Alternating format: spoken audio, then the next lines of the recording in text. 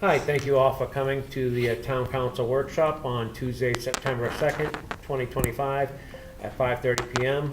We are at 24 Main Street in Gray at the Town Council Chambers. We are going to, if you need to join the meeting through Teams, the link is on the website, or you can call the phone number at 469-708-0487. The meeting ID tonight is 255-385-894 #. And I'm going to start with a quick roll call. I'm going to start to my right. Ken? Present. Vince? Present. Charity? Present. And Ann? Present. And Mike Johnson, I am here as well. All right, so tonight we're going to start the workshop. It's in relation to the Gray Watershed Management Project. And I'm going to pull up the attachment here. And Michael, who is going to be speaking about this evening? Sure. We could have Councilor Gass introduce the item, since she's been the liaison to the Resiliency Committee who's been doing this work, and then she can turn it over to those who are here this evening. Yeah, thanks. Our first speaker this evening will be Audrey Piper, who's our Resilience Fellow, who we share with the Greater Portland Council of Governments, GPCOG. The Resilience Fellows are funded in part by the AmeriCorps program, which is a federal program, and the path to funding has been a little bumpy in the last 6 months, or 8 or so, but the funding has now been restored, and we're happy to have Audrey's help through the end of the year. So, and then she'll be followed by Heather Hunt, who works for the Cumberland County Soil and Water Conservation District, and she's been our consultant, or the Conservation District has been our consultant on actually crafting the Watershed Management Plan, which is work that they do frequently, or that or similar work for other towns in the region. So I think a few things that it's important for you to know, and one is that this work stems from a long-standing request on the part of the lake associations in town to help them do something about lake water quality, and they're concerned about the continuing degradation of lake water quality. This stems back 3 or 4 years now. The lake associations came to the council. We didn't have the bandwidth at the time to really move on that. But when we changed over what was previously the recycling committee over to the resilience committee, kind of repurposed it, at the same time the state made these grants available to help towns hire consultants to help them go through a planning process, and ultimately offered funding to towns to help them develop plans on whatever priorities emerge from their local resilience planning processes. And Audrey will go into that in more detail. But so it's really important for you to understand this is citizen driven. The process has been citizen led, and the lake associations have really been in the driver's seat in many respects. And I just also want to point out that Gray has most or all of 4 lakes in our town. And there are, according to our assessor, there are 896 accounts categorized as residential shorefront. That's about 17.5% of the town's parcels. The assessed value of these parcels is $565 million, approximately 25% of the town's total assessed value. And the acreage of these parcels is about 640 acres, which is about 2.4% of the town's total acreage. And this is just residential shorefront on the lakes that has been identified. So I just point that out because this is something that should be of real interest to the council, right? Because if the lake water quality degrades, then the value of those properties will deteriorate or diminish, and the town's valuation will also diminish. So, it's something, that's the purely economic argument. Obviously, we ought to be concerned about lake water quality for habitat and for fishing and, and the recreational opportunities that it provides people as well. So with that, I'm just going to turn that over to Audrey Piper. Audrey has been an awesome fellow, I have to say. She's just been a tremendous asset to the Resilience Committee since January. Okay. I went ahead and shared the slides, so that should be all set. Okay. Hello, town councilors and Manager Foley, and thank you for having me here this evening to share about the Resiliency Committee's work. As Ann said, my name is Audrey Piper, and I'm a Resilience Corps Fellow working part-time with the Town of Gray and Greater Portland Council of Governments. So the work of the Resiliency Committee has been supported by a Resilience Corps Fellow. So I'm part of a program that is ran out of Greater Portland Council of Governments. We are 12 fellows that are placed throughout local municipalities and nonprofits in the region, and we are supporting staff capacity for projects which otherwise might go unsupported.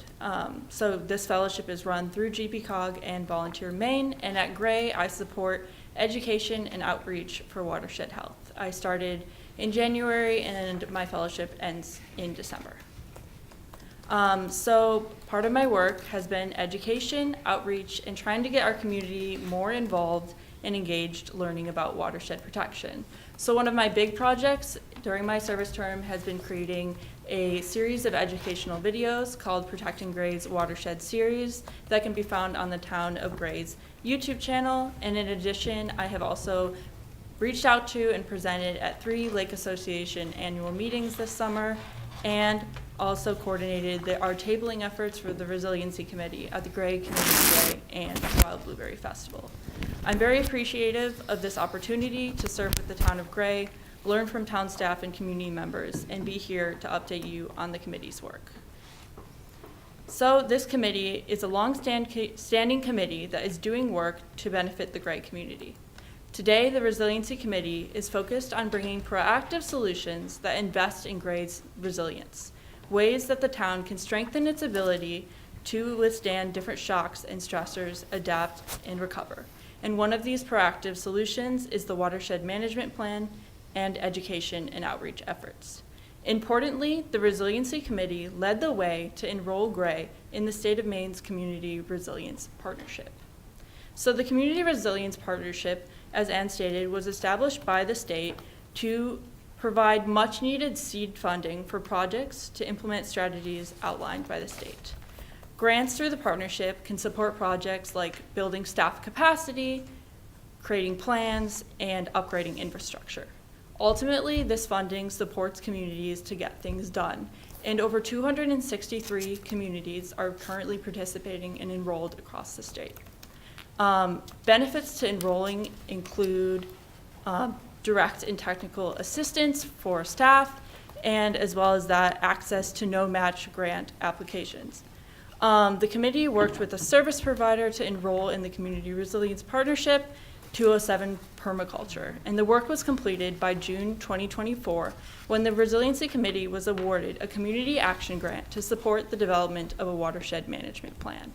There are 2 big steps to enroll. So step 1 was to take a community resilience self-assessment. Resiliency Committee members worked with the Assistant Fire Chief and Public Safety to complete this, and in addition, they interviewed staff members to understand what their priorities and needs were and talked to relevant community stakeholders. And then step 2 to enroll in this process was holding a public workshop, which was held in March 2023.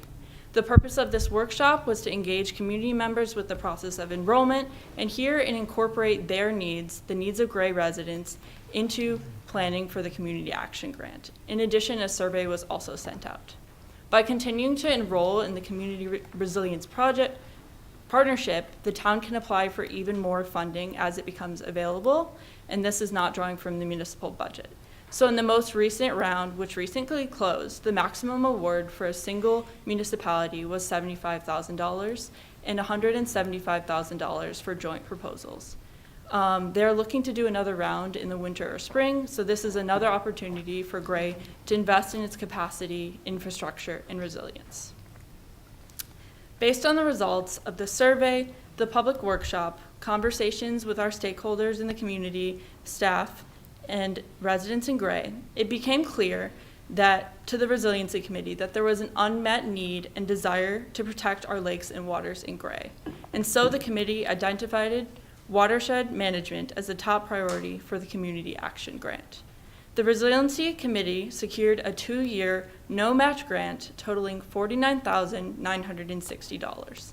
These funds are being used to create a watershed management plan and support our outreach and education efforts. The grant has allowed us to contract with Cumberland County's Soil and Water District to create a comprehensive watershed management plan. So this grant is addressing an unmet need in the community. The town currently does not have a formal plan in place to protect our lakes and waters against things like pollution and development pressures. Throughout this process, our local lake associations have been vital partners who see the need for education, outreach, and policy to protect our lakes. Residents in Gray have made it clear that protecting Gray's lakes and watersheds is a priority, and the Resiliency Committee is turning that community input into action by securing outside funding to make protecting our natural resources possible.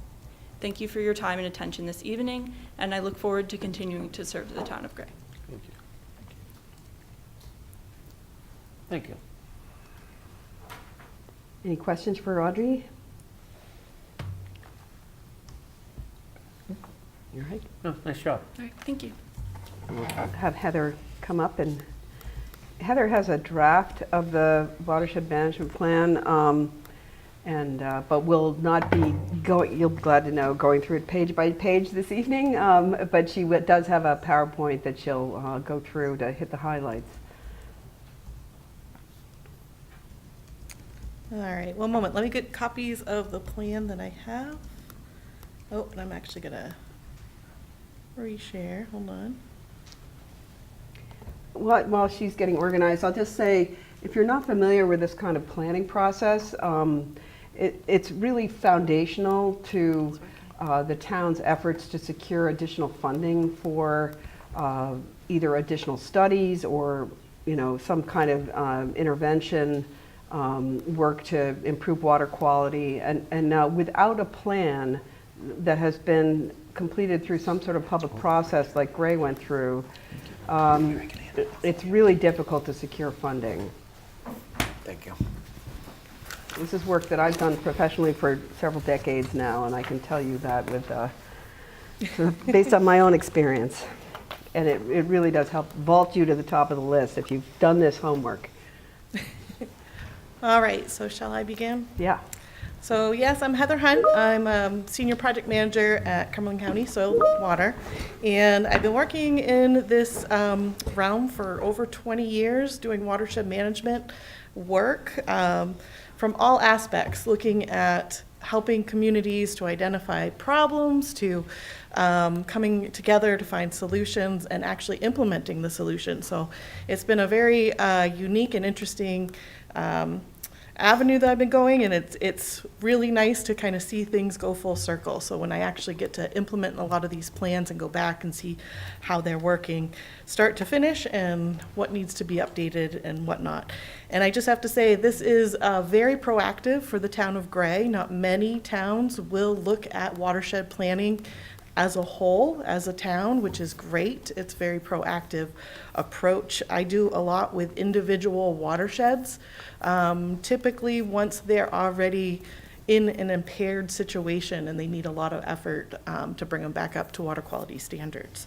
So I do have to commend the town for seeking assistance sooner than later. I always start my presentations just to give a little background about soil water conservation districts, who we are.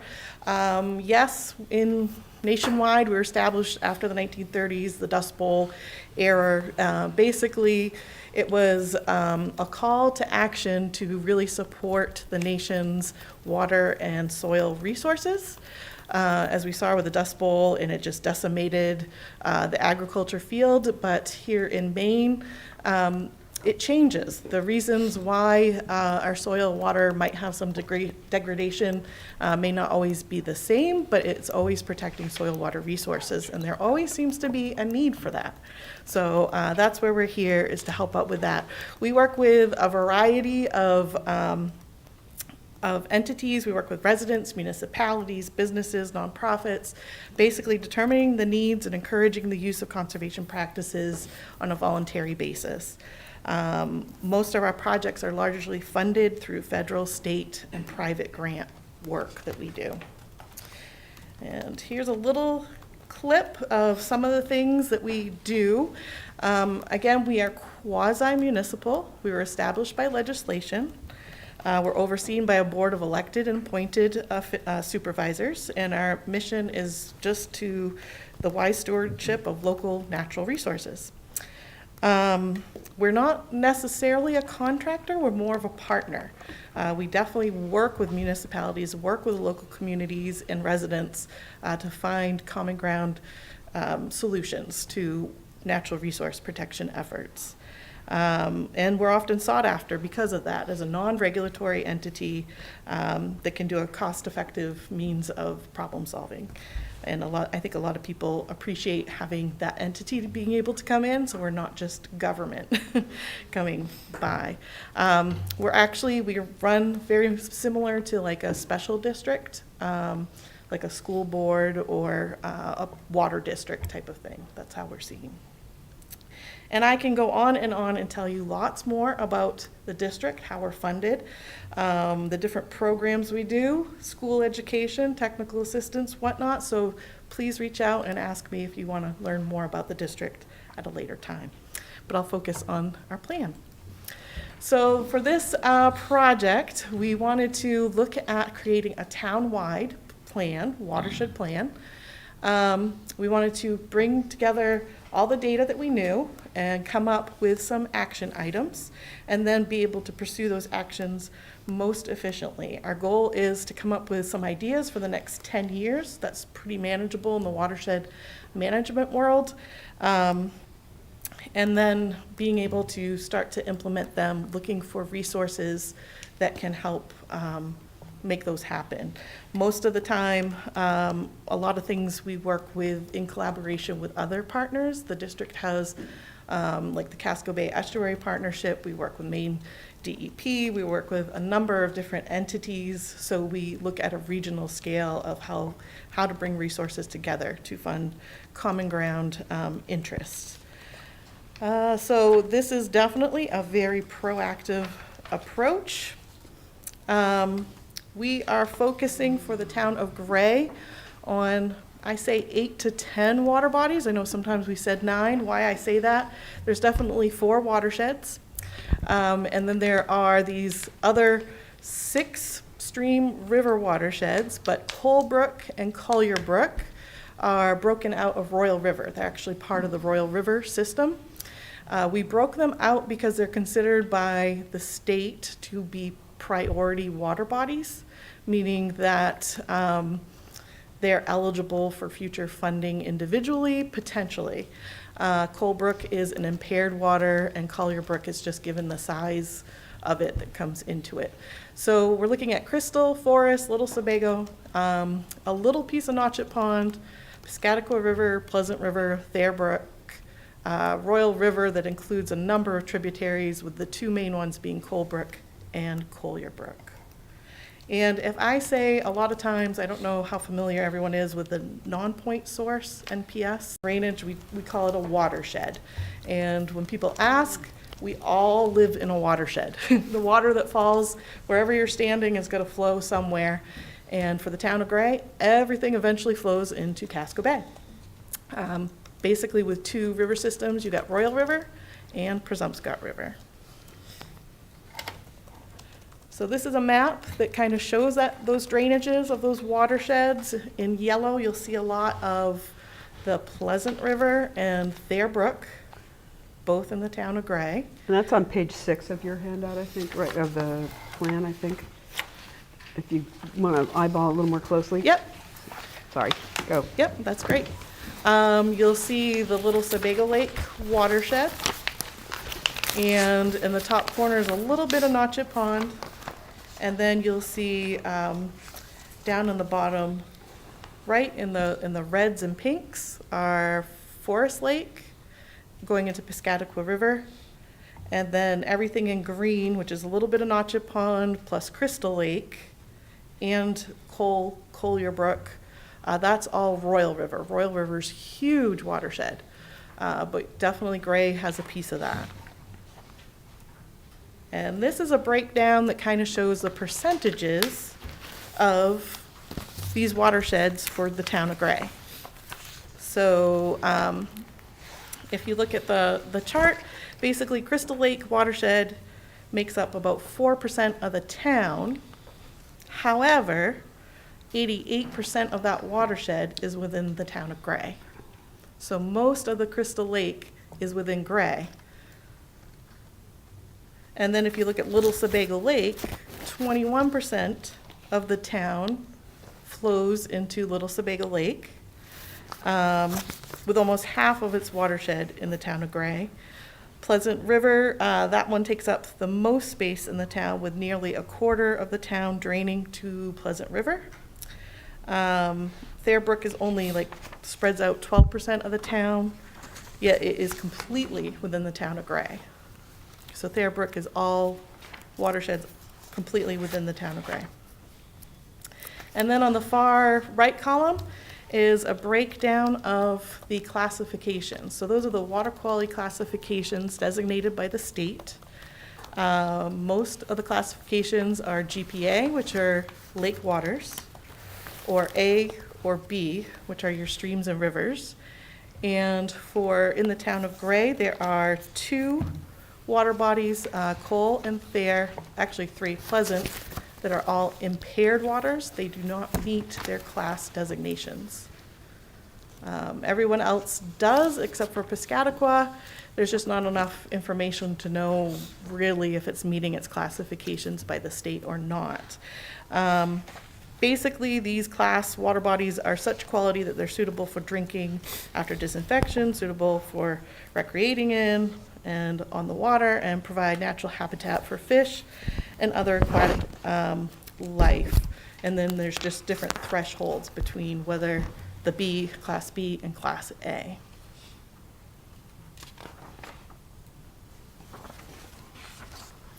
And this is kind of a breakdown of those detailed classifications that the state gives, which you don't need to know. That kind of says, okay, here's why this is falling into this category versus that category. And in the report, there is an Appendix A. It shows what each water body's current standard is for water quality. So for Pleasant River, it's impaired for dissolved oxygen and E. coli bacteria. Fairbrook is impaired for dissolved oxygen. And I believe Colebrook is benthic macroinvertebrates. Can you just say briefly what those benthic macroinvertebrates are? Yes, and actually I have it here further in the slide. So Okay, I'll perfect. explain Sorry. it Yep. more. Go ahead. Yes. But they have special, certain areas for the impairment, and that's what's used to kind of tell us what might be going on in that stream. Kind of a canary in the coal mine kind of thing? Yes, Yeah. yes. It all comes down to the macros, but I'll explain that in a minute. So through this process, working with the committee for this watershed project, we looked at each of those watersheds and looked at the water quality data that we had, tried to determine what stressors were involved, were causing those issues, if there were, impairments, and then the sources of those stressors, and then coming together with recommendations. So I'm just going to give an overview. I'm not going to go through every single lake. They're all in Appendix B. No, Appendix A, I apologize, in the plan for each water body. But looking at first the lake watershed data.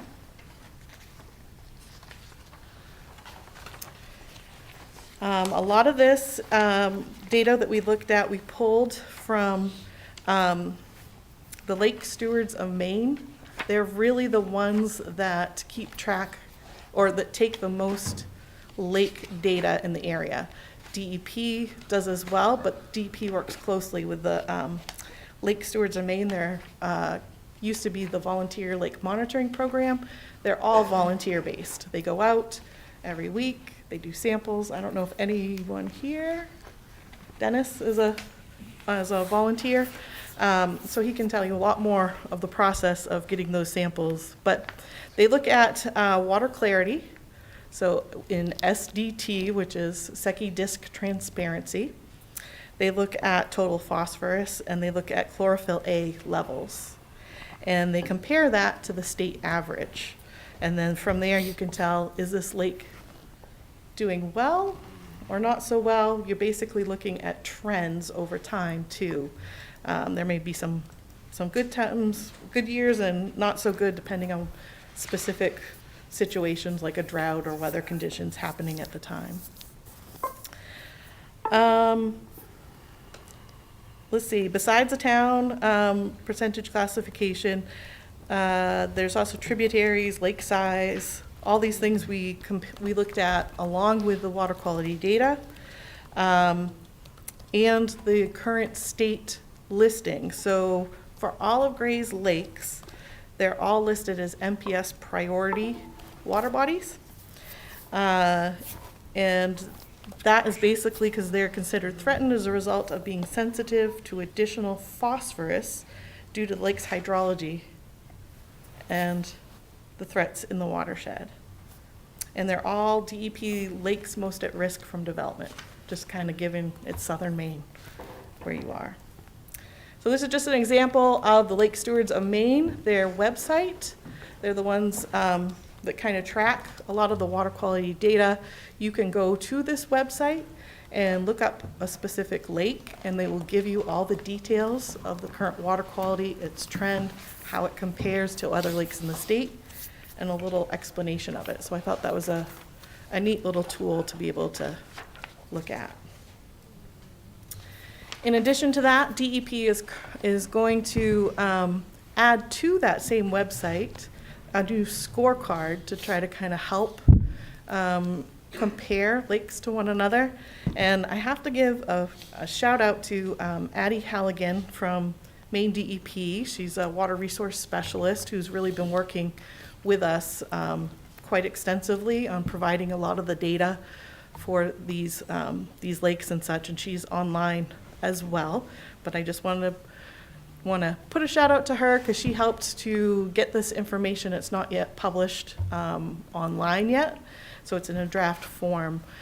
But it looks at water quality trends, invasive plants, lake vulnerability, shoreland and habitat. And so we looked at all those as well when we're kind of trying to see what the current status of each of Gray's lakes is within.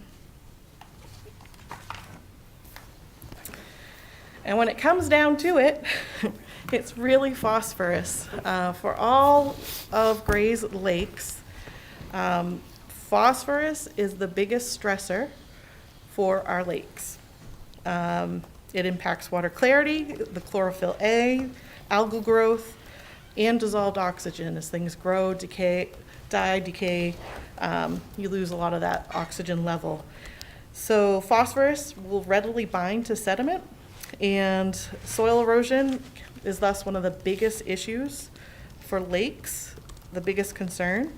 This excess phosphorus can overfeed the lake and cause an algal bloom.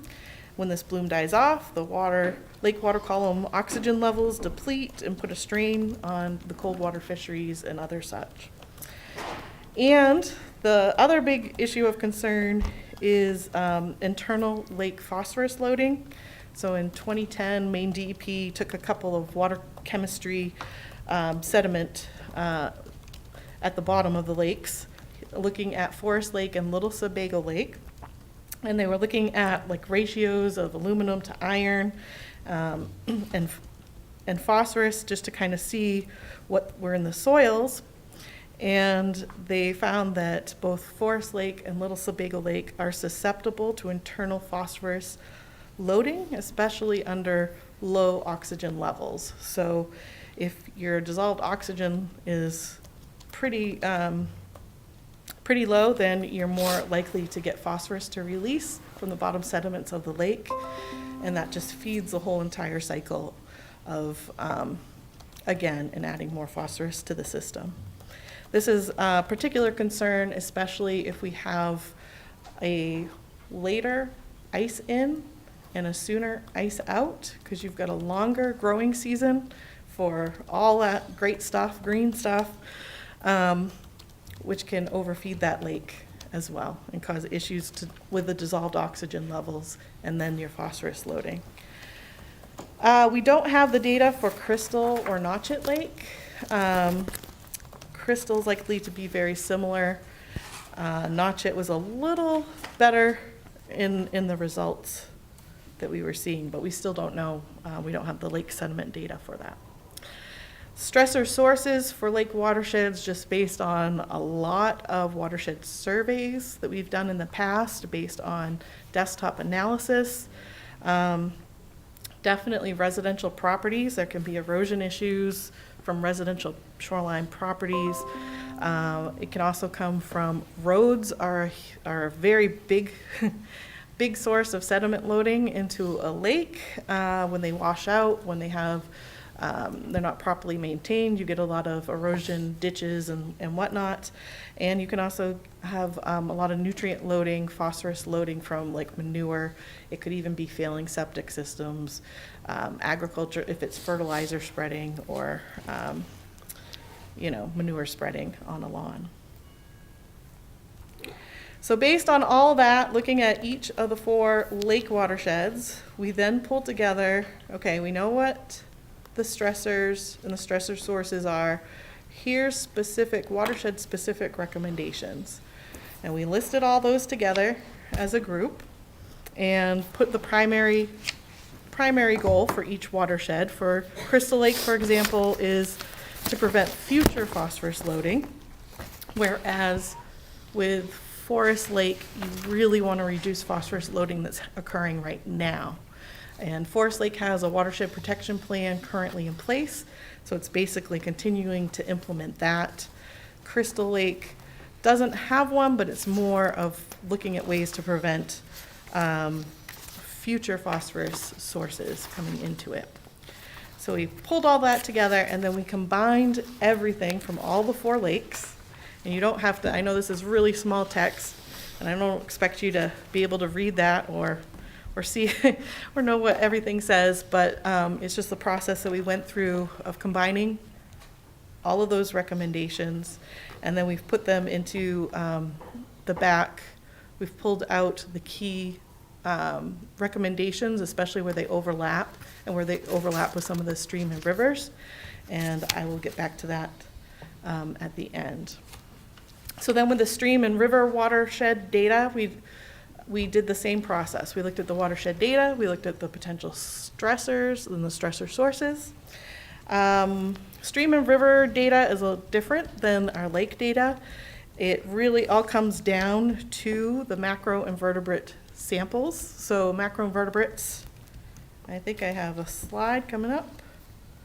Yes, I do. I'll show you in a minute there. These are the macros. They're little bugs that are in the stream, and they really tell us a lot about stream health and how it's doing based on how the abundance and the types of bugs that are there. And DEP takes these samples approximately every 5 years, and they'll also take some chemistry, stream chemistry data if resources allow. So in this example here is Colebrook.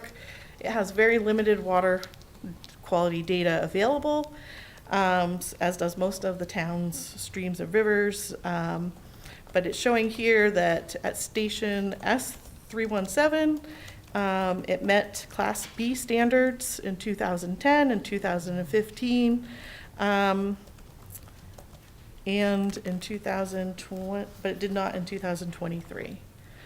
And then we did a little assessment to look as to why might that have been. Some background information: there were high flows in 2023, may have influenced the sample, but they did a stream walk and there was no obvious signs of stressors. So we looked at all those details. Here's the samples, what it's saying. What do we know about what the conditions that were occurring at that time? I also wanted to just point out that DEP does keep a biomonitoring. They have a website link that you can go online and you can actually look up these different stations and their water quality testing results for these macros.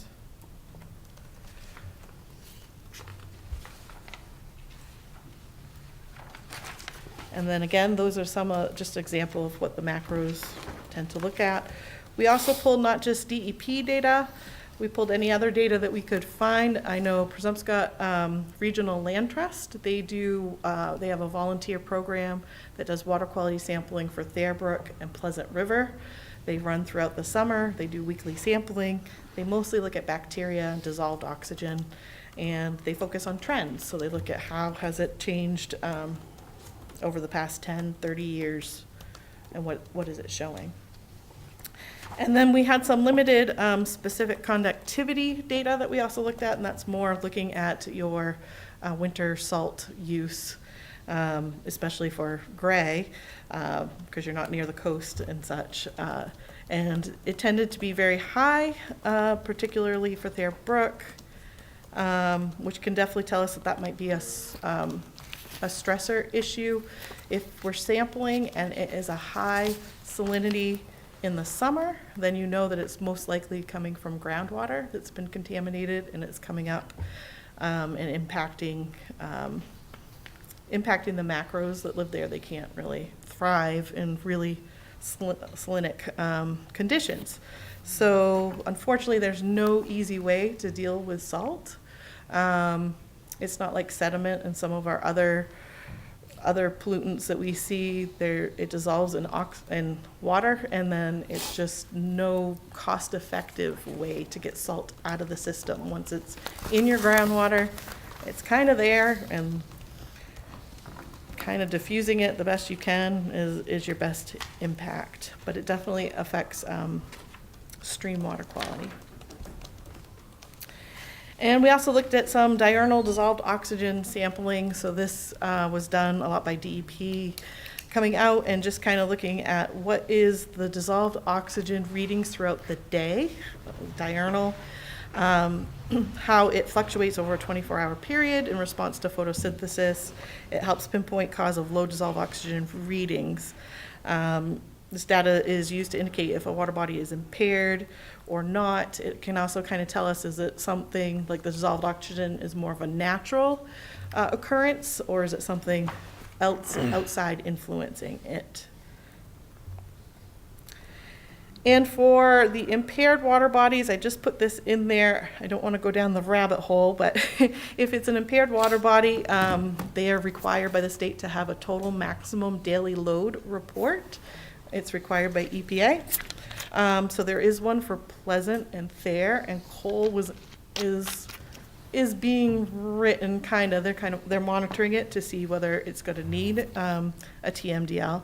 They have TMDL for NPS. Thayerbrooks is from 2016, but it does modeling and it looks at sediment, nitrogen, phosphorus loading based on the land use category. So it kind of gives us a picture as to what is the most likely source of some of that nutrient loading that we see coming into the system.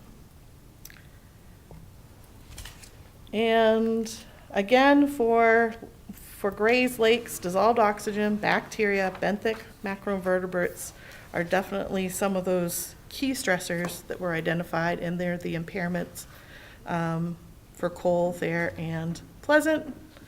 There are other stressors we looked at. Hydrology is a big one, looking at the 30-year flooding probability, culvert flood risk, and if you have undersized culverts, you could have road washouts, but it also causes other issues. It's like a fire hydrant effect where it can wash out stream banks, and that can affect your macro population big time.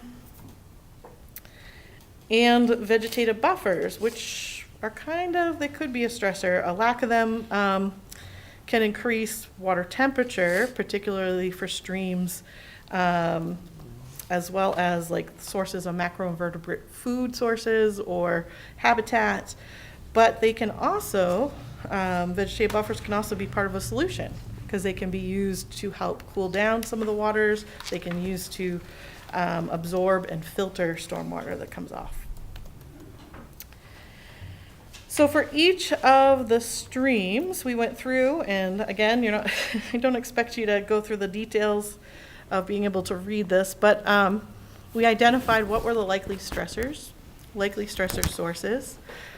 We referred to and loosely used DEP's stream stressor guide, which really helps to pinpoint, here's a stressor, and we're not making an assumption, we're following a path of what's causing that stressor to appear.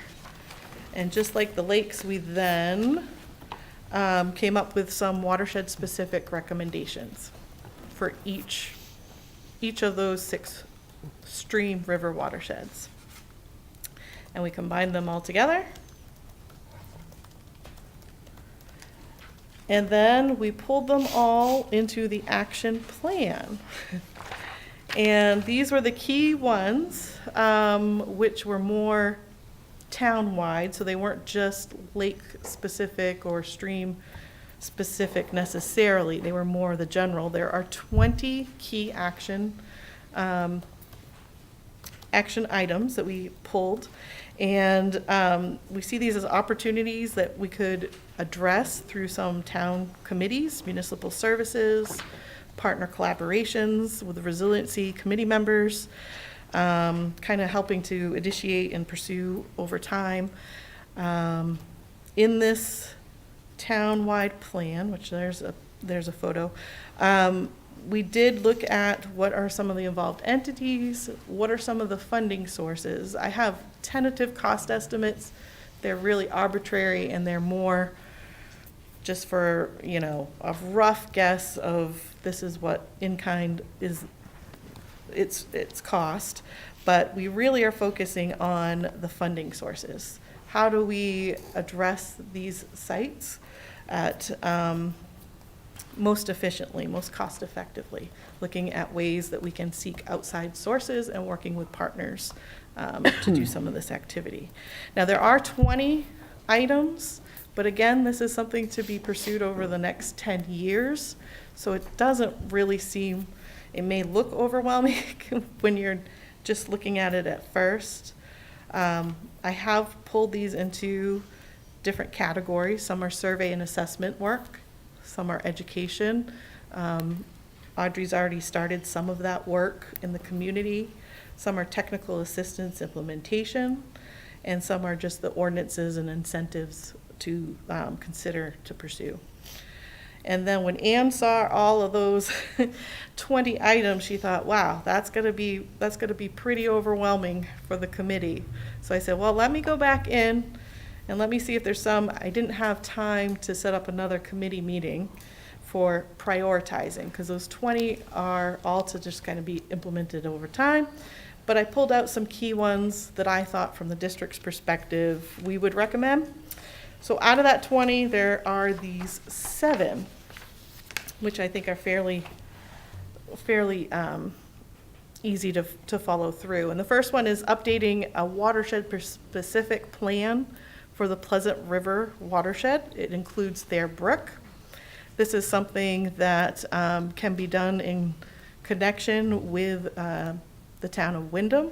There are funding sources out there to pull together a plan. So it would require maybe some of the town's assistants to serve on a steering committee and give guidance to the process. But it would be really beneficial to have a plan in place. It would make the watershed there and Pleasant eligible for future grant funds to implement some of the projects that they showed there. The other one was looking at conducting a septic system vulnerability study, specifically for the lakes. This is something we already have some funding started for with the Casco Bay Estuary Partnership. So it's going in and looking at, what are the soils types, are septic systems likely to be a source of nutrient loading to our lakes? So that's a fairly easy one. Implementing and conducting ongoing phosphorus reduction messaging to the road associations and watershed residents, something Audrey had started. It's good to keep that going forward. Conducting nutrient management outreach to agriculture properties, looking at a town-wide approach, but priorities being Cole, Collier, Thayer, Pleasant, Crystal, and Little Sebago. And a lot of that can be done working with some of our state partners, NRCS, the Natural Resources Conservation Service, federal, DACF, Department of Agriculture, Conservation, Forestry. The last ones I had were to preserve forested lands in the upland watersheds around some of the main tributaries and wetlands. Start by creating a steering committee to just explore this possibility. We see time and again, I don't know how many of you are familiar with Sebago Clean Waters, that prevention is way more cost effective in the long term, and a lot of our forested lands are really acting as a filter system and really serving a purpose in doing so for our lakes. And that's why, like when you look at Little Sebago and Sebago Clean Waters, they're doing a lot of efforts to protect their upland forested land because they realize that that is a key to their ongoing water quality. And looking into creating a water quality monitoring plan through Maine DEP's volunteer river monitoring program for Royal River's tributaries, including Collier Brook. So this is working with the Royal River Conservation Trust, getting volunteers from the community who can help assist and work under DEP's VRMP, Volunteer River Monitoring Program, to start collecting data. It could also be done through the schools or university, coming out and kind of looking at some of the samples, helping DEP to pinpoint areas of concern. And then the updating the zoning districts and ordinances to prevent additional nutrient inputs, particularly through the surface water protection ordinance. Townwide, yet specifically Cole, Piscataqua, Pleasant, and Thayer, and for all of the town's lakes and feeder streams, and that's something that has already been being pursued through the Resiliency Committee through this grant. So those were the top 10 that I came out of. Oh, and I forgot to push that forward. But basically, intent of the document is just to serve as a guide. It's intended to be fluid, something that can be updated as more information is gathered, but it is a way to kind of focus your resources towards.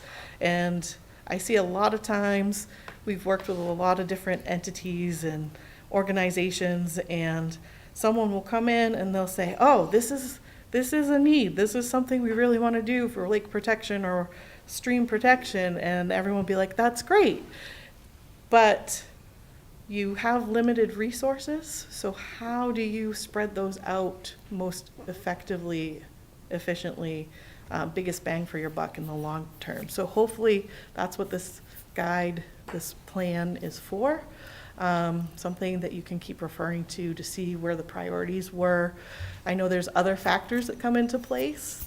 There might be certain things happening in the community itself, like certain developments happening, certain places that you might, oh, they're doing a road reconstruction project here. Let's try to upgrade some of the stream crossings at the same time. You know, there's other things to consider throughout the 10-year period, but this is a guide to kind of start to look at what can you do for the long term. So that's all I have. There's my contact information, and I'm open to questions. Yeah, Heather. Mike Johnson. Yes. I think we've worked together. You used to work with my dad, I think, years ago. So I've got a lot of questions, especially around, obviously I'm on Little Sebago Lake. Where does the state come in and take some responsibility for some of this stuff? I was looking at a lot of the stuff that causes the problems.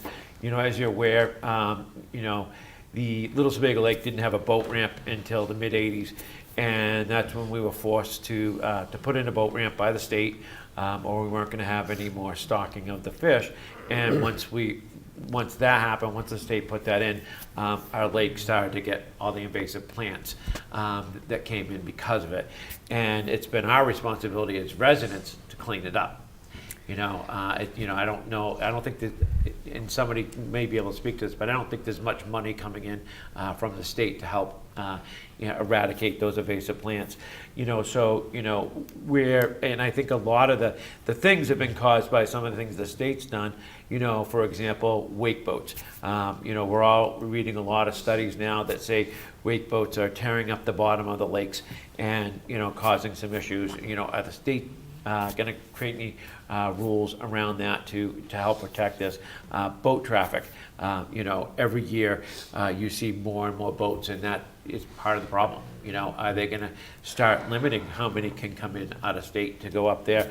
And where is their responsibility around, one of the things that we've seen is, and we've done some of it ourselves, is that for years and years and years, these lakefront properties all have dirt roads, and they all wash out and they wash into the lake. And then what happens? We dump more dirt in, and then it washes out, and so, is the state gonna help with, tarring some of this stuff? Or where is their responsibility in all this to help fix some of this stuff? Because, it's a two-sided, we've got all these issues. The state is part of the problem, and we're also, the 25% of the, we also pay a lot of the taxes as well. So we're penalized on both sides of it. So is there any help at all from the state? Yeah, I'm not a state employee, so I can't answer that directly. And I see Pam Wilkinson has her hand up because she can talk about the milfoil. I do know what I've heard time and again, of course, even the state has limited resources as well. So they do offer those Clean Water Act 319 grants, and they do offer staff time that can come out too and help with technical assistance recommendations and whatnot. But their Section 319 of the Clean Water Act grant fund program that they've operated for over 30 plus years is a way that they've been able to bring a lot of funding to individual lakes. You have to have a survey, a watershed protection plan. This isn't for milfoil, this is for sediment loading. And then you have to have so much match from the community to bring it in. I did reach out to Pam and ask her some of the costs for Little Sebago Lake's milfoil mitigation, and I was floored by how much is being spent. So let's see if, I don't know if we can put Pam, we can let her speak. Yeah, you can put it on, yeah. And it's all privately funded. Pam, you can unmute yourself and speak. Okay. We do apply for grants, the Little Sebago Lakes Can you increase the Association. volume for Pam, her? can you hold on 1 second? Can you try to get up the Chris, volume? could you turn the volume up a little bit higher on the Zoom audio? Thank you. Sorry, I'm a little under the weather right now, so I'm having a struggle to talk. We do apply for grants through the state, and years ago it used to be like $7,000 or $8,000, and they do provide us $15,000 a year, up to somewhere around there. And then we do get funding from the town and from the town of Wyndham. Our program runs anywhere from $40,000 to $60,000 a year. So we are blessed to have membership support the rest of our lake. We are very, very lucky. Not all lakes have that support. And with regards to the wake boats, legislation, we attended some sessions with the legislator. They should have, the recommendation was 500 feet from shore, and now it's down to 300 feet from shore. But there's been some studies from the University of Minnesota stating that they're documenting some facts that should be increased, especially with the depth of the water. So, and that causes erosion and phosphorus to load into the lake as well. The dirt roads, I think road associations work very hard to raise money. I know in our situation, we had dirt roads, and we ended up finding a mechanism through our own lot owners to be able to afford phases to be able to asphalt the road. So we're pretty lucky to have that option as well. But it's not just the internal part of the lake. It's everything around the lake. You know, we're seeing degradation of forestry around the lake and degradation from, you know, we need some support to be able to, if somebody cuts down a whole swath of trees and leaves everything open and turns it into grass, the code enforcement officers need to have a leg to stand on. So, you know, some of those things that if we can take some proactive approaches, don't cost a lot of money in the long run for us to protect our lake. You know, if we do incremental changes, little things here and there, little suggestions that can make a big difference. I think some of the ordinance that may come before you has been boiled down to a reasonable educational thing for landowners that are second and third tier development. So the phosphorus is coming from the feeder streams. It is coming from lands up above that are being developed. And I think that the lakes are working very hard to mitigate as much of the phosphorus as possible through testing through the St. Joseph's College. And we have some updated data that you know, I think some of this information is as of 2022, and our data is I think updated this year. You'll find that in the past 3 or 4 years, the middle of our lake, the phosphorus has been it shows degradation by the phosphorus is unloading, and then that's showing test results of internal loading in the third section of our lake, and it is occurring now, and it has been occurring over the past 2 or 3 years. So it's both internally the lake, and it's both around the lake that we need to look at. And Pam, what was the percentage of milfoil in the lake when we first started working on it? There were days that we would haul out. One day was the 99 of the onion bags that are 40 pounds. So 99 bags in Mumford Cove. We are now struggling. I don't want to say struggling. We are proud that our days are probably 3 or 4 bags, and we're looking for it now. So we're going to have to, if we don't get a bloom, which we usually do in September, we'll probably have to end our season early, which is a success story. But it's cost over $1 million, you know, and that's in kind. A lot of volunteer work has gone into that as well. It's been state, town, residents, and a lot of income and hard work. Any other questions? No, thank you. Okay. But I do have some more for you, Heather. Yes. Just 2 more. Yeah. You know, I know that every year Crystal Lake, well, not every year, but it seems to me like every year they end up closing the beach multiple times. You know, why do we have it open if that, you know, I mean, does it make sense to keep that open with so many issues every year? You know, I don't know. Is it, you know, everyone called it Dirty Diaper Beach or whatever, they were always teasing because of that. Is that a cause of it? I mean, is it too many people there? I mean, would it still happen if it was closed? I mean, you know, where are we at with that? That's a good question. So Cheryl, what is the latest for survey work for the? Summer, to my knowledge, we didn't have any.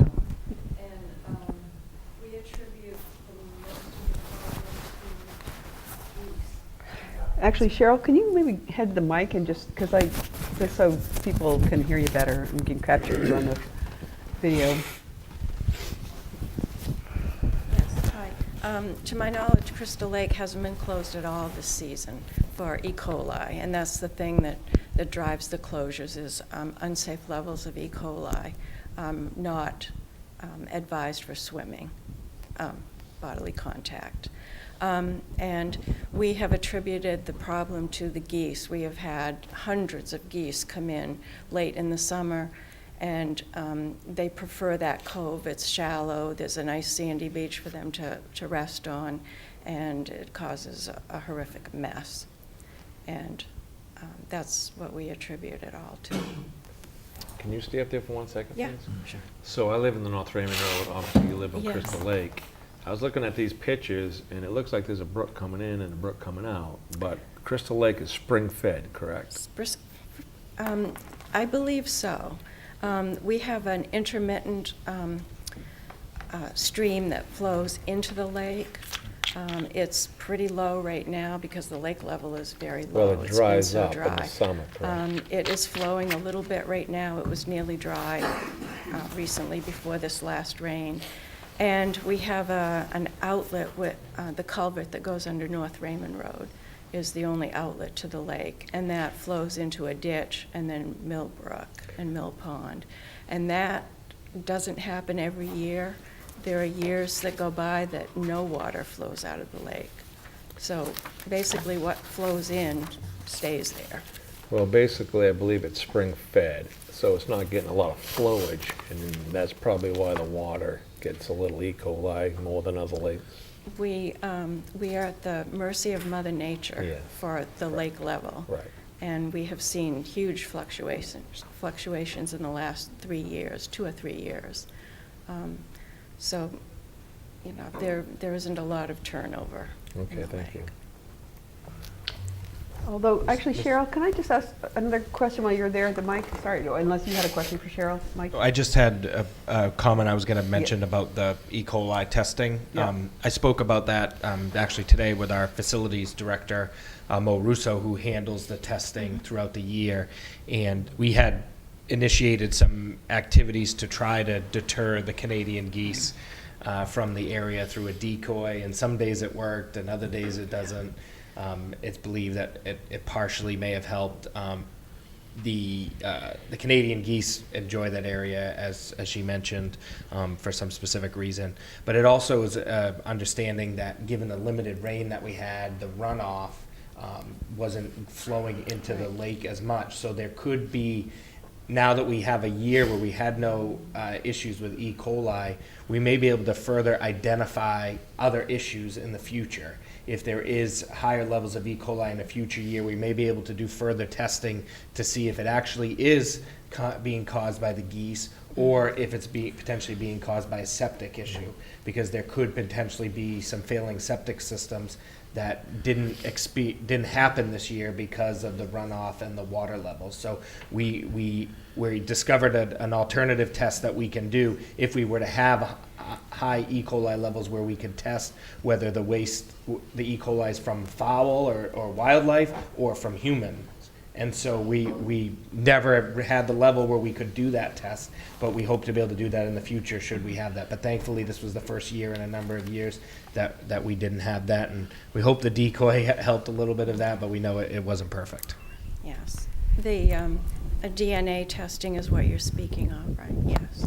We were all prepared to do that one year, and that was the one year that the levels didn't spike.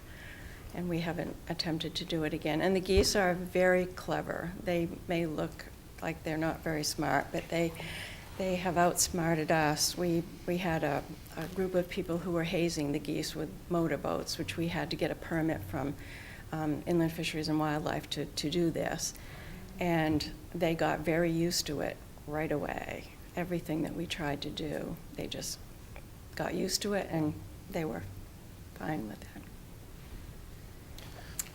And while you're there, I noticed on page 46, identify key parcels to conserve lake water quality protection, possibly include wetland areas, and it mentions a few, and it says in second-tier development areas. So, you know, what does that mean? I know one of them's mine, and you guys, I allow people to come and test every year. So what does that mean by, you know, identify, what's going to happen, you know, with those? Well, second tier is the tier like across the road from Mayberry Road. Pumpkin Hill is a second tier area. A large portion of that is privately owned and is not going to be developed. You know, I don't know what's going to happen in the future as far as development. Things pop up here and there that I never suspected were going to be developed. So it's hard to know where it's going to go from here. But just keeping an eye on things and making sure that the ordinances are followed and all practices are followed and implemented so that we can protect the lake. And Can you just speak to, I know in the past, the town of Gray was actually, or the, you know, the roads in Gray were kind of contributing to sediment loading in Crystal Lake, especially because of North Raymond, because of erosion, you know, water in heavy rainstorms coming down North Raymond Road and off of Mayberry in the parking lot there into the lake. I know the town has done some mitigation work, but I wonder whether you could address the extent to which you think that's been successful. yeah, I took pictures, I think it was this spring, of the runoff, and it actually looks like, the lake looks like mud, where it comes down the North Raymond Road, it hits the barrier there, the curbing, and it comes right down toward the boat ramp and right down the boat ramp. And I have some pretty dramatic pictures of what happens there and the resulting muddy water from it. And that's from this spring? That's in the spring, Yeah. yeah. It's just all mud. And that's been going on for decades? It has, Yeah. yeah. And it doesn't seem like the road work that was done has helped it very Okay. much. That's good to know, thank you, yeah. I just wanted to Sandy Carter, Chair of the Resiliency Committee. I just wanted to quickly point out that we did get a grant to replace that boat ramp. And the committee did follow up with Mo, and he does finally have the money from the state. But they can only do that during certain periods of time during the year. And so part of that grant funding included doing some work around the erosion in that area. So that ramp has been failing for I don't know how many years. Yeah. So it's really bad now, but there is a project pending that should mitigate that. But really the mitigation has to happen on North Raymond Road. So eventually when that section of the road is addressed and or the town looks at that footprint, which is the town-owned property, that redesign will be critical to try to manage that stormwater away from the lake. And so there is no real stormwater management on that road, especially in that section. So it's not to say it's failing, it just doesn't really exist. So. Thanks for that. Yeah, I've got a couple questions. I'm not sure who can answer them. With regards to phosphorus runoff in the lakes, what % of that is agricultural related? It can vary depending on the watershed. If you go to like the TMDL reports, there are those models, and I'm trying to pick one up, that will show for each lake what the assumption is based on land use. So, you know, whether it's hay or crop or, you know, stuff like that, they'll show. But it very much varies depending on the watershed and, Is there a range? and land use. I just can't see.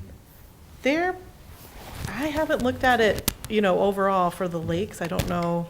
Do you think it's low? Do you think it's high?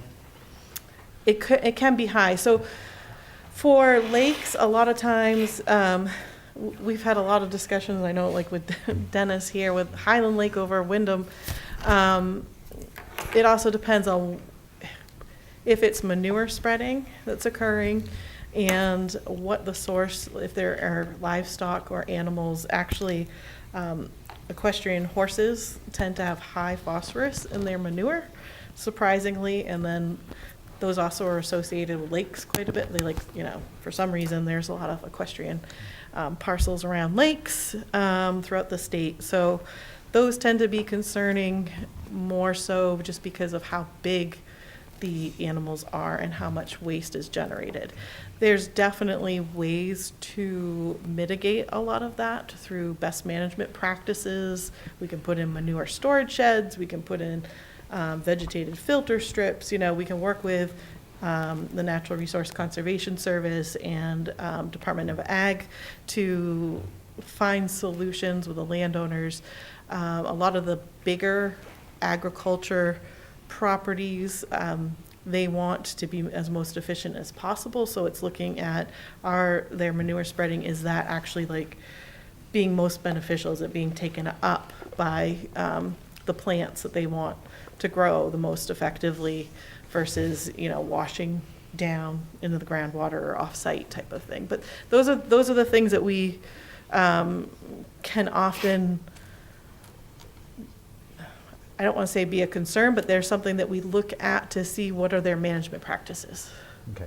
Yes. And then, I know this is 1,000 feet from the lake, and I believe 250 from a stream, so it'd be like a 500-foot swath. I'm just curious, like, roughly what percentage of homes in the town of Gray would be affected by the ordinance? Can I just point out that he's referring to the surface water protection ordinance, which is not what you're talking about Okay, yeah, tonight. that's what I was, Oh, okay. Yeah, that's why I wasn't sure. The council will hear a presentation on the surface water protection ordinance next month. Okay, perfect. Okay, That'll great, be- thank you. All we're right, talking- thank you yeah. for clarifying that. Yep. Yep. Thank you. Any other questions for Heather? I have a few comments I wanted to just, things I just wanted to sort of surface from what she said. And I think it's really important to keep these in mind. One is that it's much harder to, and more expensive to fix a lake or a stream once it's been compromised than it is to prevent them from reaching a tipping point. So that's kind of what we're talking about here. What Heather and her team have done is to take data that's usually in these sort of all these separate silos and sort of integrated them to give us a much broader and more comprehensive view of the lakes and watersheds in Gray. And that's a really valuable thing. But it's not the end, though. It's the end of the beginning. I just want to be really clear about that because we have more work to do. And that's what the action steps are that are in your draft here. And to be clear, I mean, the Resiliency Committee hasn't had a chance to really digest all this and talk about it yet, but we will at our September 15th meeting and get into that in more detail. So Gray will not be on the hook for all of the expense of this ongoing work. Some of it, as Heather has said several times, can be shared with the state or with adjacent towns like Windham. Little Sebago Lake is also in Windham, and so Windham has an interest in that lake. And in fact, some of the funding that's available, you get priority points if you work together with one or more towns to come up with a broader regional plan. So there's actual incentives for us to do that. Heather also mentioned, maybe having forest buffers that help to serve as kind of sponges in a way that, soak up some of the runoff and prevent it from entering the lake. And the town has funding available for land acquisition. And I know we can't afford to fund all the acquisition ourselves, but here's again where this plan and our meager resources in comparison to the need can really leverage a lot more help from the state, whether it's the Land for Maine's Future program or other sources. And and we have an open space committee which is interested in wanting to help with planning for or participating in land acquisition. We have two land trusts conservation trusts that are also really interested in working in Gray and would be great partners for this and could hold the land or the easements to the land over the long term. So I guess I just wanted to sort of surface those points because I think they're really critical to our ongoing understanding of this work and kind of what we're needing to tackle in the future. And the surface water protection ordinance that you'll hear about next month is really designed to help reduce phosphorus loading. And so that's a lot of what Heather talked about tonight. It's really important. I know Pam Wilkinson had shared with us through the Resiliency Committee that Little Sebago Lake has had these eutrophication events where it's kind of an algae bloom that happens. If those get to be too bad, it can result in fish die-offs, in poor water quality, which sucks for property owners along the lake as well as any lake users, whether they're putting their boat in at the boat launch or whatever. So phosphorus loading is what that's for, and we can we have a draft to present to you, a draft ordinance to present to you next month, and we can, we're looking forward to the discussion about it. We've already talked to the Ordinance Advisory Committee about it, and we'll meet with them again. Okay, thank you. Anybody else? Please get up.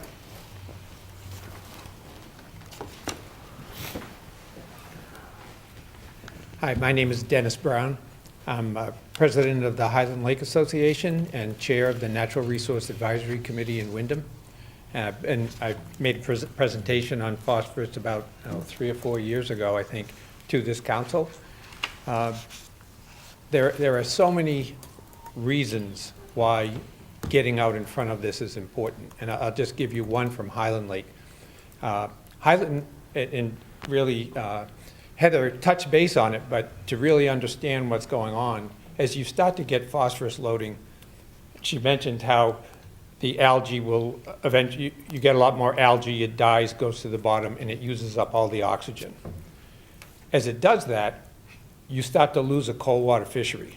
Highland used to be, like Sebago, had oxygen that went right to the bottom, so it could support both warm water fish and cold water fish that needed to be in the cooler water during the summertime. But as we got too much phosphorus in our lake, we started to lose that in the summertime. So now we have relatively warm oxygenated water down to about 20 feet. And then there's a narrow place, maybe about 3 feet, that is cooler with oxygen. And then there's no oxygen where it's really cool, where the trout need to be. And we used to have brown trout and other salmonoids stocked in Highland Lake, but the town voted not to put in a public launch. We have a public launch, but it's carry-in only, so the risk of milfoil is significantly less.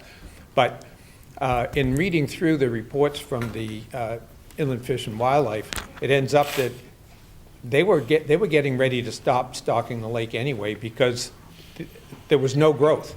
They would do surveys of the fish, and there was no growth over the year because they only had that relatively narrow place to live in, and not many survived. So there's a lot more things that are going on, and that's just one of them of why you really why you want to stay ahead of this. And I will be back to participate in the meeting when we get to the ordinance, because Wyndham and Falmouth had gotten together, and Highland has the strictest regulations in the state. And it's not been onerous, it's been working, and I'll be able to show you some graphs where our phosphorus is from the 1970s when development really was starting to climb. We lost the cool water, oxygenated water, and through a lot of efforts through Heather and others, at about 2014, 15, we actually turned that around, and we've actually dropped the phosphorus in the lake over the last 5 or 6 years. And very rare to do that, and it takes quite an effort by the whole community, both from both towns in our case standpoint, but also from the residents around the lake. So having led that effort on Highland Lake and ended up in the Natural Resource Advisory Committee, we were able to take not all, but most of the ordinance changes that we'd made on Highland and bring to the other lakes in town. And so when we have Forest Lake and Little Sebago, wait a minute, how come one half has to do this, the other half doesn't? So my interest in all of this is to say, hey, these are shared lakes. How can we work together to make this better for everybody? So, thank you. Thank you. Thanks, Dennis. Thanks, Dennis. I just want to mention that has done an enormous, he's one of the many people who have volunteered a huge amount of his time to help the Resiliency Committee, although he's not a Gray resident. Okay. Do I have a motion to adjourn? Unless there's any more questions. Yeah. I'll second that. Second. All in favor? Thank you so much, Heather. We appreciate your time. Thank you. Thank Thank you. you.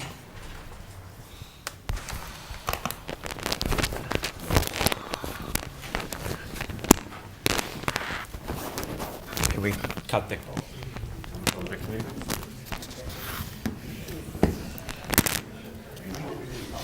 Mike, can you have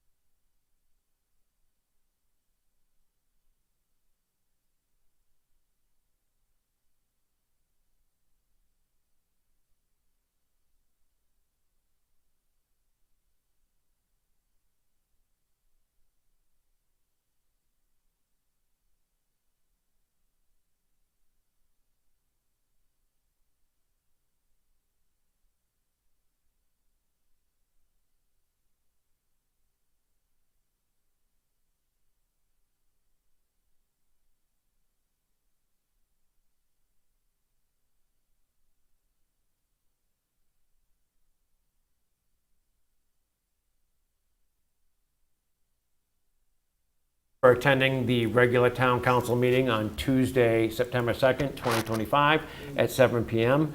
The meeting location tonight is at 24 Main Street in Gray at the town council chambers. If you want to join the meeting through Teams, the address is on the website. And if you want to call and phone in, you can call 469-708-0487. Meeting ID is 496-398-913 #. This meeting will be held in person and online with the links provided. I already given that information. What I want to start now is with the roll call. Councilor Gass. Present. Councilor Klinger. Present. Councilor Farrington. Present. And Councilor Palange. Present. And Mike Johnson, Council Chair, present as well. And we're going to stand up and do the Pledge of Allegiance.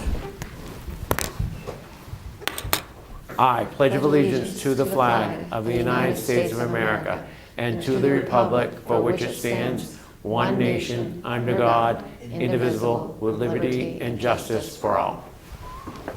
All right, so first thing we're going to do is the approval of minutes for the regular town council meeting on August 5th, 2025. Does anybody have any changes that they want to have made? And I have a motion to accept the minutes.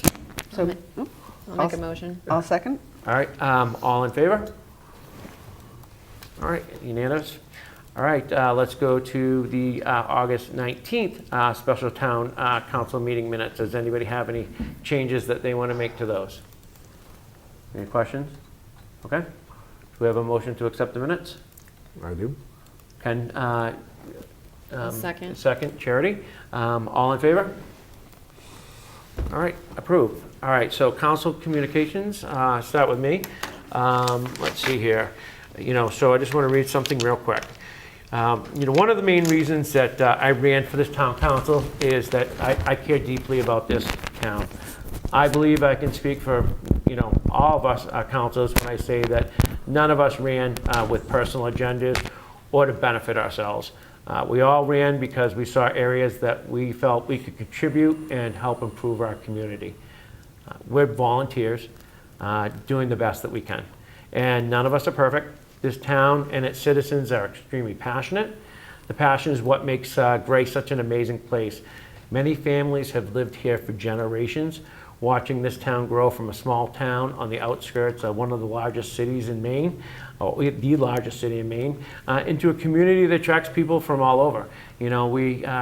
Big thanks to, a lot of the natural resources and the beauty that we have, the excellent schools, and honestly, the strong sense of belonging. Because of this passion, it's especially important that the council, the town employees, and the residents all strive to maintain an atmosphere of excellence and respect. As councilors, we must set the standard, not only by following the town council rules and Robert's Rules of Order, but also by treating each other and our citizens with the utmost courtesy. As councilors, we are often passionate about the issues that matter most to our community. That passion can sometimes lead us to express ourselves in ways that may come across as too critical of how others may vote or feel. We need to be mindful of this and need to do better. I recognize in the past some of my hope and commitment that I continue to grow in this area, along with the entire council. I know that, that we strive to foster a respectful and collaborative environment as a council. I want to welcome growth. I want to be a better person and a better counselor, and work with all of the community.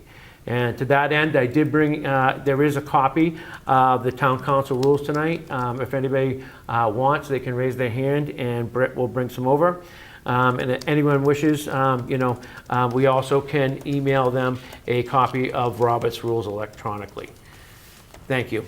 As far as the the approval of the council chair, what I have for communications, I've had quite a few people reach out to me over the last few weeks and have expressed some gratitude and appreciation for not only myself and others working in this community.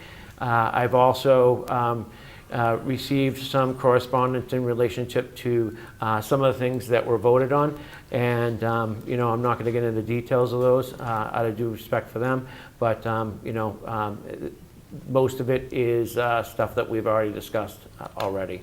And I am going to start to my right. And Ken, would you like to talk about some of the communication you've had? I haven't had any communications. I had one ZBA meeting. There was one applicant. Everything went perfectly fine with that. Brad Fogg reached out to me, wanted me to get in touch with the town about a volunteer background checks. I sent an email to Mike, and he got back to me and said he would reach back with Brad and take care of that for me. So. All right, thank you. Councilor Plange? I had a planning board meeting on Thursday, August 14th. Presentation by the Egypt Road Sandbrook subdivision. The condition of approval needed prior to issuance of building permit. There were some conditions, and the code enforcement officer is going to follow up with that. There's a Western Woods subdivision that's off Taunton Road. Their submission wasn't complete due to lack of a stormwater plan. They're going to work on that. And then lastly, there's a development on 30 Campbell Shore Road, and no building permit will be issued until final approval. And then we did have a ordinance advisory committee meeting on August 20th. And at that meeting, the resiliency committee had done a presentation to us with regards to the surface water protection ordinance, which we will be following up again with next month. Thank you. Councilor Klinger? The only updates that I have to share is that the Wild Blueberry Festival committee tentatively plans to meet on September 15th, and the Dry Mills Schoolhouse committee plans to meet on the September 17th. The Dry Mills Schoolhouse did not meet last month due to the festival, so looking forward to attending those over the next couple of weeks. Excellent. Thank you. And Councilor Gass? Yeah, I heard from about 20 people or so regarding the recent budget cuts. I heard from a resident who was frustrated because of a fine he was charged because his spring tax payment, which he arranged for his bank to mail well in advance of the deadline, was received after the deadline, and he got a penalty for that. And I'm mentioning this because we will be paying taxes again this fall, and I just want to remind folks that due to the federal budget cuts, the U.S. Postal Service is slower than it has been in the past. So try to get your payments in the mail over a week before the deadline. If you can't, then you might want to consider, paying in person at the town office. And if you end up with a similar problem as this man who called me, then you can see the town manager and just talk about that, because the town really does want to distinguish between those who make an honest effort to pay their taxes on time and those who are well and truly delinquent, are months or years late in paying their taxes. I did hear from a few residents regarding rumors about changes to the transfer station. I had a request from Randy Cookson at the transfer station asking Resiliency Committee members to help out on Hazardous Waste Day. This is kind of left over from when Resiliency was recycling, and their entire focus was the transfer station. Since that's no longer the case, and that's not really their charge anymore, and the Resiliency members have been very busy doing other things. So I certainly support asking for volunteers to help with a Hazardous Waste Day, but I think we should open it up to the general public in the future. So maybe we can think about a way to do that in the coming months. I had a resident of Meadowview report that a dirt bike is using the link between the plaza and Hancock Street where the library is. Just a reminder that link is closed to motor vehicles, with the exception of like a motorized wheelchair or scooter or something that's needed by people with mobility impairments. It appears that it's maybe just one teen on a dirt bike, so I maybe will talk. Maybe we can ask Mo about maybe putting up a trail cam to try to identify the offender and let him know that he's kind of breaking the rules by doing that. And it's an issue because there are a lot of people who use that path have disabilities, and it's not constructed for fast motorized use. I helped out, as I think most people here did, at the fabulous Gray Blueberry Fest on August 9th, and kudos to Lacey Anderson and Lisa, Laney Gilmore, Mo Russo and his crew, and the many, many volunteers and vendors who made the day so enjoyable. I attended a listening session on August 25th, organized by the Greater Portland Council of Governments, to discuss housing legislation that was passed in the last session that will affect towns across the state.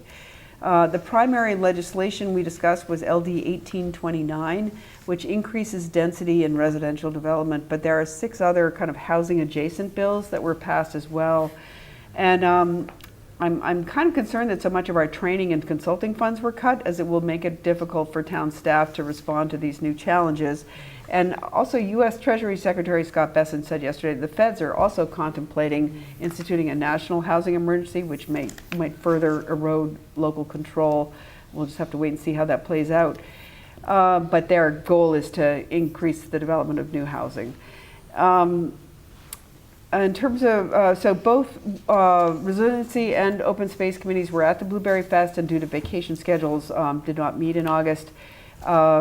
The Resiliency Committee Chair, Sandy Carter, Little Sebago Lake Association leader Pam Wilkinson, staff member Tammy Munson, and I met with the Ordinance Advisory Committee to answer their questions regarding the draft Surface Water Protection Ordinance. They asked, it was just a really great meeting. I think we all had a good discussion. People came at it from varying points of view, but were all respectful.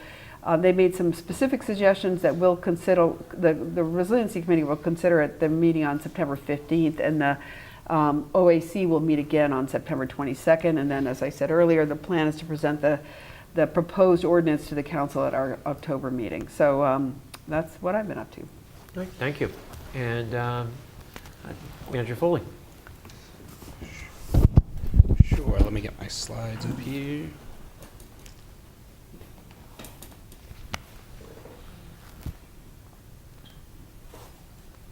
So I just have a couple of quick slides I wanted to share. We have the table talk with the town manager happening tomorrow at 8:30 a.m. At Local Centric. This is be the second time we've had it at our new location in the morning, and we had a great crowd at our last one. So it was great to hear from some people, to hear some of their concerns and ideas for the town.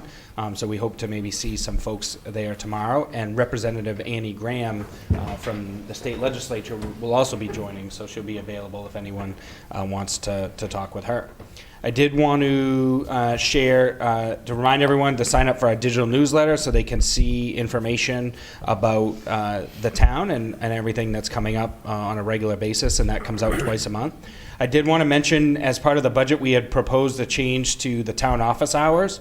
And those changes are on hold at the moment, as the town office employees have formed a collective bargaining unit, and so those schedules will need to be negotiated with that new collective bargaining unit as part of a collective bargaining agreement.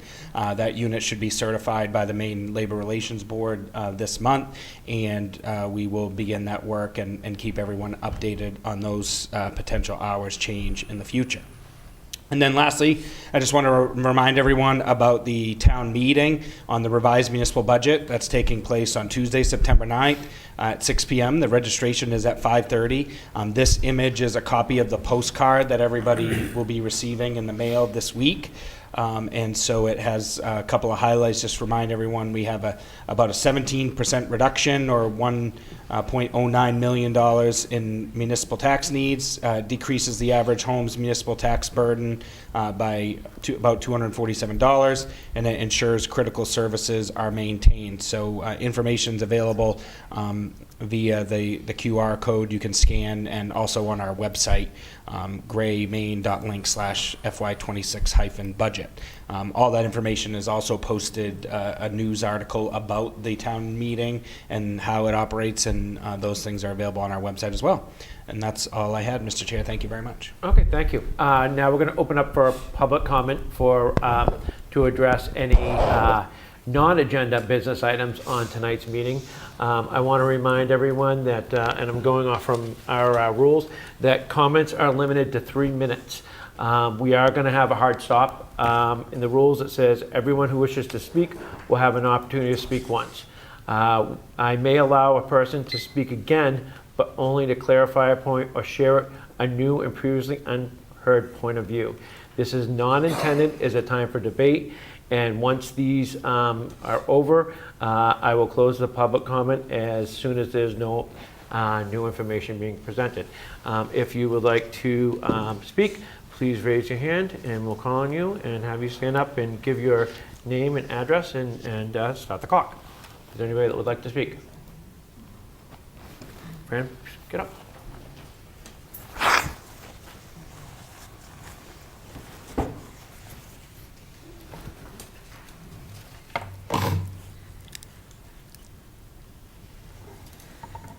Fran Monroe, Lewiston Road. So, what's beeping? It's just the clock, sorry. Oh, okay. So, I hesitate in speaking to this, but the council chair, Michael Johnson's continued inappropriate behavior at the last town council workshop by his berating of an individual that he had previously talked about on his personal Facebook page, as well as public posts that have since been removed, is unsettling to say the least. The Town of Gray Charter states that the chairman presides at meetings of the council and shall be recognized as the head of the town government for all ceremonial purposes. The job of the town council is to be responsible for governing the town of Gray. They also engage with residents to address their concerns and improve the quality of life in the community. Council Rules Section 60212 states that the chair and vice chair have no more authority or responsibility than any other councilor. Section 60213 states all town councilors shall conduct themselves such as to serve as a role model of leadership and civility to the community, as well as acting in such ways to inspire public confidence in the municipal government they represent.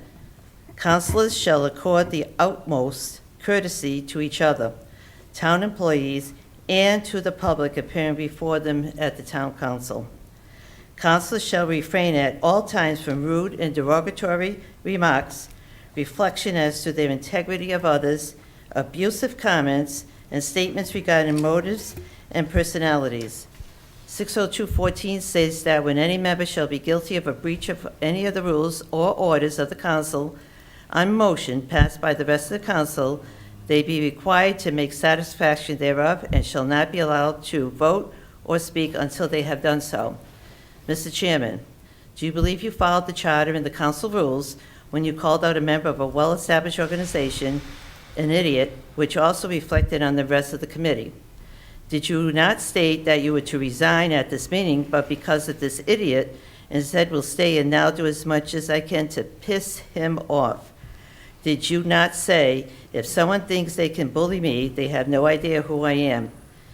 Every time you post it on Facebook as chairman of the council, do you realize that the public sees that this is an opinion of not only you, but the whole council? By the way, once you post something in the name of the town council, you cannot remove it. You have acted not as a leader of the community, but as a divider. You need to make amends by following on your threat to resign as the chair of the Gray Town Council. You even didn't follow your own rules that you gave to the public at the beginning of this meeting. Thank you. Thank you. Anybody else like to speak? Judy, please step up. Is that the timer when it goes off? Yes.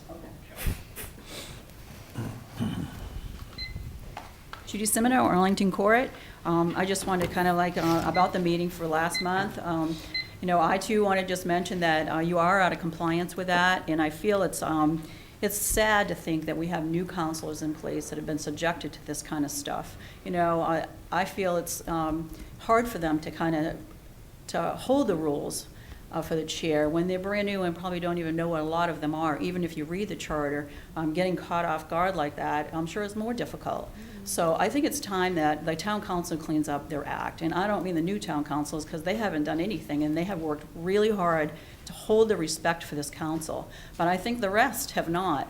I sent the letter out as well on you, Mike, and I'm sorry to have to do that, but it was your behavior that was unacceptable. And when I sent my letter out, I got a response from Ian Gass, counselor, And it was a very derogative response to me, and calling me out on it and being more of a bully and saying derogatory things to me. And that is not acceptable. She just read to you the chapter and the rules that you're not to treat somebody like that. You had basically done a defamation of character on me to other council members and to the town manager. And I will tell you, I'm going to put you on notice. If you do that to me further, I will definitely be holding you accountable. So I expect you not to continue with that kind of abuse.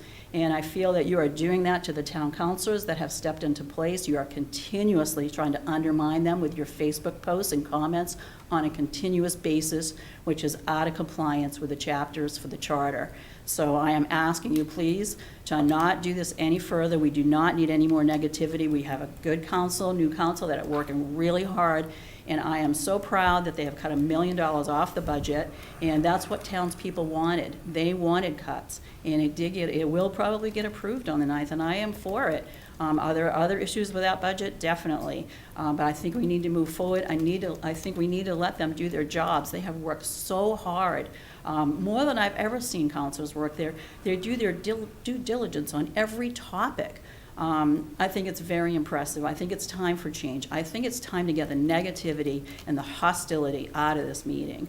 People come in here to be heard. They don't need to be belittled. And I think it's time to step up and be respectful for everybody. So thank you very much. Thank you. Would anybody else like to speak? I'm looking, I don't see anybody else. Is there anybody online, Michael? There's no online participators. Okay, excellent, thank you. So, moving on, we are going to go to, there is no old business, so we're gonna go to new business. Resolve, we're gonna do one reading. Before we get to that, Dan Maguire had a family emergency. He would have liked to have been here this evening. He apologizes for not coming in, but we're looking at Resolve 2526-11, appointing Dan Maguire to the Board of Assessment Review. And let's see here, let me just pull it up. So appointing Dan, we do need to fix that. There is a spelling error in there, please. Appointing Dan Maguire to the Board of Assessment Review. Be resolved that the Gray Town Council hereby appoints Dan Maguire as a regular member of the Board of Assessment Review with a term expiring on August 31st, 2026. The first and final reading, September 2nd, 2025. It's dated September 2nd, 2025 with a resolve 2526-11. I am going to open up for any comments. Oh, do we have a motion first? Yes. Yes. I'll second. Second. And now we can open up, right? So opening up, start with the council. Does anybody have any questions about Dan or? No, I think that's going to be wonderful that he signed up. Yeah, I think, really thank him for stepping up. Yeah, myself as well. Dan's been a great asset to the community. And can I now go to the audience? All right, is there anybody from the audience that would like to say anything in regards to Dan? Raise your hand. Okay. Do I just go to a vote? Right. I'm just going to start with my right. Do you accept, how do I say this? What's the best way to say it? You could take a roll call. All of us. Yeah, roll call vote. Okay, just a roll call. Do you approve the motion, starting with Ken? Yes, I do. Yeah, Yes. Ms. Malange? Yes. Yes, and I'm also, so it's a unanimous consent. Thank you. All right, and let's go to the next one.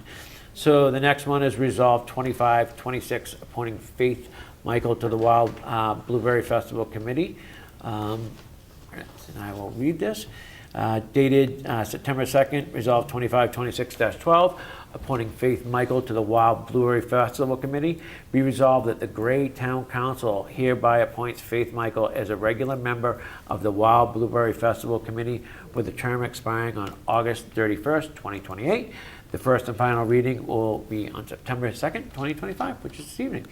Do I have a motion to accept this? So moved. Do I have a second? Second. Ken? And we'll start with the council members. Is Faith here? No, okay. Does anybody have any questions?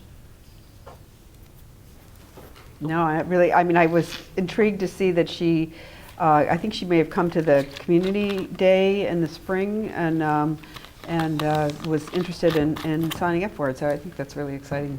Good. Was one of the reasons why we started the Gray Community Day, was to try and give people an opportunity to see the organizations in Gray and what ones they might want to volunteer at. So thanks to her for getting psyched and joining the Blueberry Committee. Awesome. Blueberry Fest. Is anybody in the audience that would like to speak? Please step up. Lacey Anson, Lake Avenue. So for the festival, I emailed her, and she seems to be a grad student. We're going to get together the next few days before the September 15th meeting to catch her up and get her started, hopefully, at the September 15th meeting. But we do not meet, that I hope, or know of, as a committee. We don't meet in October, November, December, so nothing will really happen for the most part until we start meeting in January. But I'm excited. And there might be one other person, I'm told, joining, so that's great. Excellent. Thank you so much, Lacey. All right. With that, I'm just going to go to roll call. I'll start with Ann. Yes. Yes. Yes, Klinger? Yes. Yes, Ken? Yes. Yes, and I'm a yes, so unanimous consent on that as well. All right, so the next one is we're going to do one reading on Order 2526, setting the tax due dates, interest rates for delinquent taxes, overpayment of taxes, and prepaid taxes for fiscal year 25-26. Let's see. Order 2526-5, setting the tax due dates, interest rate for delinquent taxes, overpayment of taxes, and prepaid taxes for fiscal year 26.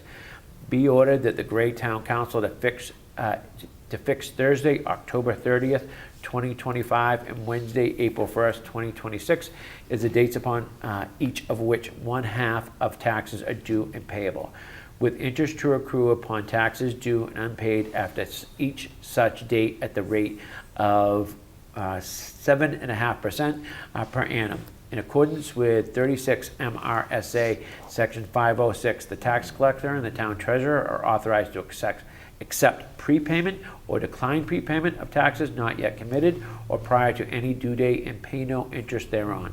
In accordance with 36 MRSA Section 506A, a taxpayer who pays an amount accepted by the tax collector and town treasurer in excess that finally assessed shall be repaid the amount of overpayment plus interest from the date of overpayment at the rate of 3.5% per annum, and hereby authorizes and directs said tax collector treasurer pursuant to Title 36 Maine Revised Statutes annotated Section 906 to apply any tax payment received from an individual as payment for any property tax against outstanding or delinquent taxes due on said property, in chronological order beginning with the oldest unpaid tax bill provided. However, that no such payment may be applied to any tax for which an abatement application or appeal is pending unless approved in writing by the taxpayer.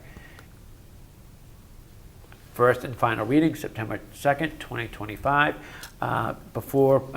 Mike, do you have any comments to make before I ask if there's any? Should we make a motion to approve? Do it. If you want to take a motion. Okay. I make a motion to approve this order. Okay, do we have a second? I'll second that. Second, Ken? And Thank you, Mr. Chair. If I may, I'll just quickly mention, in anticipation of the budget being approved at the September 9th special town meeting, this is something that town council typically does in June or July following the approval of the budget. So we wanted to get this out, knowing that we'll be able to, once the budget's approved on the 9th, we'll be able to get the tax bills out as quickly as possible to give people ample amount of time to have a payment due for October 30th. And we have been concerned about cash flow in the past, but we're confident that with payments coming in by October 30th, we should be able to continue to fund municipal government in the months ahead. We hope the tax bills will be out by the end of September, if not sooner. And if anyone has any questions regarding this, I'd be happy to answer. Thank you, Mr. Chair. And I'd just like to make a comment that the reason why we can do this is that on the 9th, it really can't fail in the sense that we have to get to a number by the end of the meeting. So we know it will be done. It might not be done till the 10th if it goes pretty long, but it will be done in that meeting. So if it gets voted down, we will come back and we will keep making changes down, not up, until it has been approved. I have a question. How do we come up with the 3.5% fee if they overpay? Yeah, those are terms outlined by state statute. Okay, and then how long typically till they, like, say somebody overpays, how long typically till they get it back? It would be applied to their account, the interest. So if they leave it for a year, it's just going to sit there? Yes. Okay. Yep, and it would be applied to their account at that rate. Okay. Any other questions? That's exactly what I'm thinking. Yeah, I was thinking the just same don't wanna thing, say it like, out I was loud. thinking the Hey, same thing. that's a good savings rate, yeah. It would have been prudent a few years ago, that's for Yeah. sure. Yeah, Okay. all right. Good, you know what I'm thinking. Is there anybody that has any questions in the audience? And you said there's nobody online, right?